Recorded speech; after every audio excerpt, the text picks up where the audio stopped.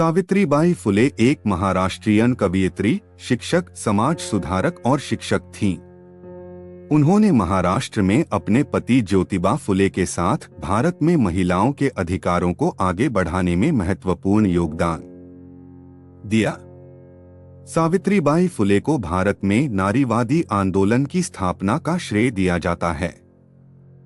पुणे में भिडेवाड़ा के पास सावित्रीबाई फुले और ज्योतिबा ने 1848 में पहले आधुनिक भारतीय लड़कियों के स्कूलों में से एक शुरू किया। सावित्रीबाई फुले ने लोगों के लिंग और जाति के आधार पर पूर्वाग्रह और अन्यायपूर्ण व्यवहार को खत्म करने का काम किया। हालांकि ईसाई मिशनरियों ने 19वीं शताब्दी में भारत में लड़कियों के लिए कुछ स्कूलों की स्थापना की। लंदन मिशनरी सोसाइटी के रॉबर्ट में 1818 में चीनी जिले चिंसुराह में ऐसा करने वाले पहले व्यक्ति थे। बॉम्बे और अहमदाबाद में अमेरिकी ईसाई मिशनरियों ने कुछ स्कूल शुरू किए। ज्योतिबा फुले को पूना में एक बालिका विद्यालय शुरू करने के लिए बाद के बालिका विद्यालयों से प्रेरणा मिली।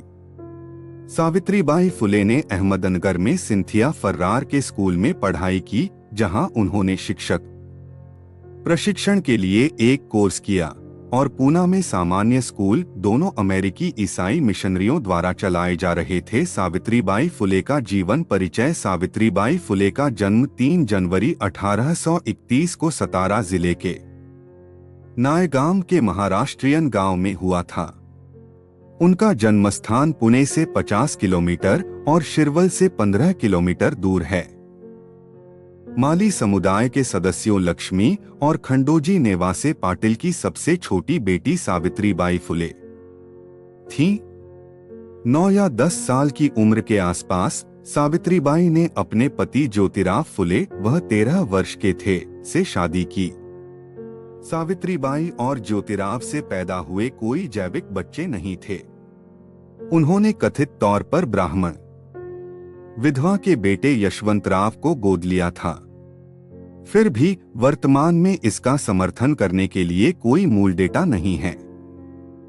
ऐसा कहा जाता है कि क्योंकि यशवंत का जन्म एक विधवा से हुआ था, इसलिए जब वह शादी करने जा रहा था तो कोई भी उसे एक महिला की पेशकश नहीं करना चाहता था। इसलिए फरवरी 1889 में सावित्रीबाई ने अपने समूह की सदस्य डायनाबा सासाने से उनकी शादी का आयोजन किया। अपनी शादी के समय सावित्रीबाई फुले के पास कोई औपचारिक शिक्षा नहीं थी। अपने खेत पर काम करने के साथ ज्योतिराव ने सावित्रीबाई और अपनी चचेरी बहन सगुनाबाई क्षीरसागर को उनके निवास स्थान पर पढ़ाया। सावित्रीबाई फुले ने अपनी प्राथमिक शिक्षा ज्योतिराव से प्राप्त की और उनके दोस्त सखाराम यशवंत परांजपे और केशव शिवराम भावलकर उनकी माध्यमिक शिक्षा के प्रभारी थे। उन्होंने 2 शिक्षक प्रशिक्षण कार्यक्रमों में भी दाखिला लिया, जिनमें से पहला अहमदनगर में सिंथिया फर्रार द्वारा संचालित संस्थान में था और दूसरा पूना के एक सामान्य स्कूल में था। अपनी शिक्षा के साथ सावित्रीबाई फुले भारत की पहली महिला हेडमिस्ट्रेस और शिक्षिका हो सकती हैं।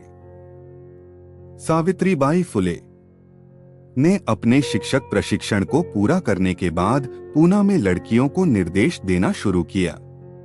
उन्होंने एक क्रांतिकारी नारीवादी और ज्योतिराव के गुरु ज्योतिबा फुले की बहन सगुनाबाई क्षीरसागर की सहायता से ऐसा किया। सगुनाबाई के सहायकों के रूप में काम करना शुरू करने के तुरंत बाद सावित्रीबाई, ज्योतिराव फुले और सगुनाबाई ने भिडेवाड़ा में अपना स्कूल खोला। भिडेवाड़ा में रहने वाले तात्या साहेब भिडे तीनों के काम से प्रेरित थे। गणित, भौतिकी और सामाजिक अध्ययन सभी भिडेवाड़ा में पारंपरिक पश्चिमी पाठ्यक्रम का हिस्सा थे। सावित्रीबाई फुले ने कविता और गद्य भी लिखा।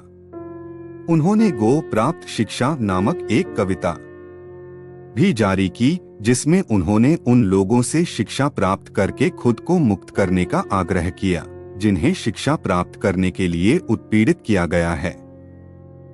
उन्होंने 1854 में काव्या फुले और 1892 में बावन काशी सुबोध रत्नाकर को प्रकाशित किया। वह अपने अनुभवों और प्रयासों के परिणामस्वरूप एक उत्कट नारीवादी बन गई। महिलाओं के अधिकारों से संबंधित मुद्दों के बारे में जागरूकता को बढ़ावा देने के लिए उन्होंने महिला सेवा मंडल की स्थापना की। उन्होंने यह भी मांग की कि एक ऐसी जगह होनी चाहिए जहां महिलाएं एकत्र हो सकती हैं, जो किसी भी प्रकार के जाति आधारित पूर्वाग्रह से रहित हो। यह आवश्यकता की उपस्थिति में प्रत्येक महिला एक ही चटाई पर बैठती है, इसके प्रतीक के रूप में कार्य करती है। उन्होंने शिशु हत्या के खिलाफ भी वकालत की।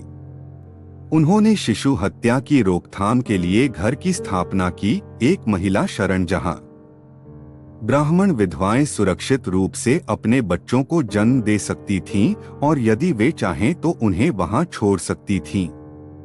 उन्होंने विधवा पुनर्विवाह की वकालत की और बाल विवाह के खिलाफ अभियान चलाया। सावित्रीबाई और ज्योतिराव ने सती प्रथा के विरोध में विधवाओं और परित्यक्त बच्चों के लिए एक घर की स्थापना की। जब 1897 में नालासोपारा के क्षेत्र में ब्यूबोनिक प्लेग उभरा तो सावित्रीबाई और उनके दत्तक पुत्र यशवंत ने इससे प्रभावित व्यक्तियों के इलाज के लिए एक क्लिनिक बनाया। यह सुविधा पुणे के पश्चिमी उपनगरों में संक्रमण मुक्त वातावरण में बनाई गई थी। सावित्रीबाई ने पांडुरंग बाबाजी गायकवाड़ के बेटे को बचाने के प्रयास में वीरतापूर्वक अपना जीवन बलिदान कर दिया। मुंडवा के बाहर महार बस्ती में प्लेग की चपेट में आने का पता चलने के बाद सावित्रीबाई फुले गायकवाड़ के बेटे के पास गईं और उन्हें अस्पताल ले गईं। सावित्रीबाई फुले इस प्रक्रिया के दौरान प्लेग की चपेट में आ गईं और 10 मार्च 1897 को रात 9 बजे उनका निधन हो गया। सावित्रीबाई फुले को भारत में नारीवादी आंदोलन की स्थापना का श्रेय दिया जाता है।